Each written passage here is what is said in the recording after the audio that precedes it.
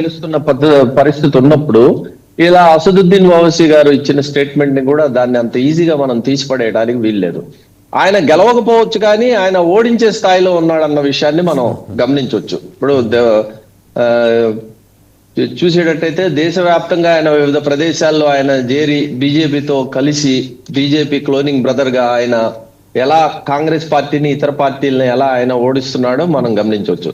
కాబట్టి అది ఆయన చెప్పిన మాట అది కొద్ది మేరకు వాస్తవమేనని చెప్పేసి నేను భావిస్తున్నాను.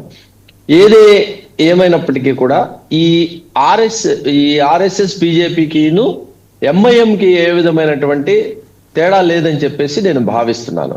ఎందుకంటే ఇద్దరు కూడా ఇటు ఆర్ఎస్ఎస్ బీజేపీ కానీ ఎంఐఎం కానీ కేవలం మత ప్రాతిపదిక మీదనే ఓట్లు అడగటం, ప్రజల్లో చీలక తీసుకురావటం చేస్తారు తప్పనిచ్చి అభివృద్ధి కార్యక్రమాల మీద కానీ అభివృద్ధి చేసిన కార్యక్రమాలను కానీ చెప్పి ఓట్లు అడిగే పరిస్థితి లేదు. కూడా కేవలం మత ప్రాతిపదిక మీద కదండి. మీరు వచ్చి వాళ్ళనంటే ఎట్లా, మీరు మజ్లిస్ అంటే ఎట్లా? కేరళలో మీరు గెలుస్తున్నదే మత ప్రాతిపదిక మీద. ఆ రెండు జిల్లాల్లో మీ ఇంపాక్ట్ ఎక్కువ ఉంటుంది. జస్ట్ నామినేషన్ వేసి వచ్చి కూర్చున్నా మీ వాళ్ళు వేసేస్తారు, గెలిపిస్తారు.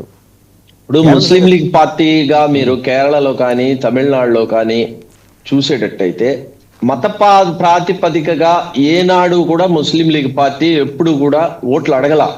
ఓడిపోవడానికి సిద్ధపడింది కానీ అడగల. మీకు ఇప్పుడు ఒక ఆశ్చర్యకరమైన విషయం చెప్తాను.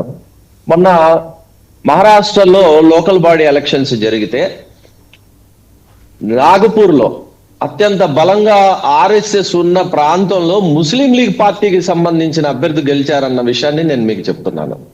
ఈ గెలిచిన వాళ్ళలో కూడా నాన్ ముస్లింస్ కూడా టికెట్లు ఇచ్చి నాన్ ముస్లింస్ ని కూడా గెలిపించాం. ఇది కేవలం ఏంటంటే ముస్లిం లీగ్ పార్టీని ఒక పరిమితం చేయడం కోసం కాదు, ఈ మతపరంగా ఓట్లు అడుగుతారు అని చెప్పి ఒక కుట్ర చేస్తున్నారు.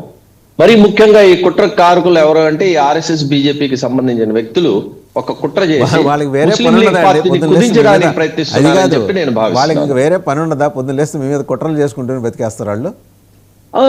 వాళ్ళ పనే కుట్ర కదా, వాళ్ళ పనే కుట్ర కదా. ఇప్పుడు ఎప్స్టైన్ ఫైల్స్ లో మోడీ గురించి ఇంత స్పష్టంగా వస్తే దాని మీద ఎవరు మాట్లాడరు. లేని ఫైల్స్ గురించి మాట్లాడతారు. కేరళ ఫైల్స్ అంటారు, కాశ్మీర్ ఫైల్స్ అంటారు, ఇంకోటి అంటారు. మరి పార్లమెంట్ లో సమాధానం చెప్పాల్సి వస్తుందని చెప్పి స్పీకర్ అడ్డు పెట్టుకుని స్పీకర్ ద్వారా మహిళా ఎంపీలు ఈయన మీద దాడి చాలా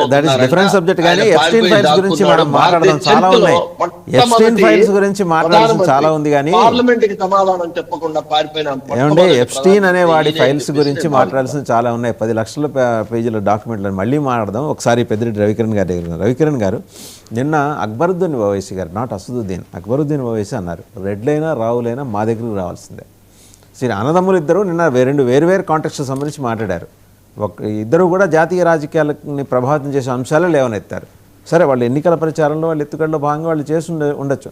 as rightly said by Bashir Ahmed గారు, కొంతవరకు వాస్తవమే. వాళ్ళు లేకుండా అక్కడ కాంగ్రెస్ గెలిచే పరిస్థితి ఉందని మీరు అనుకుంటున్నారా జూబ్లీ హిల్స్లో?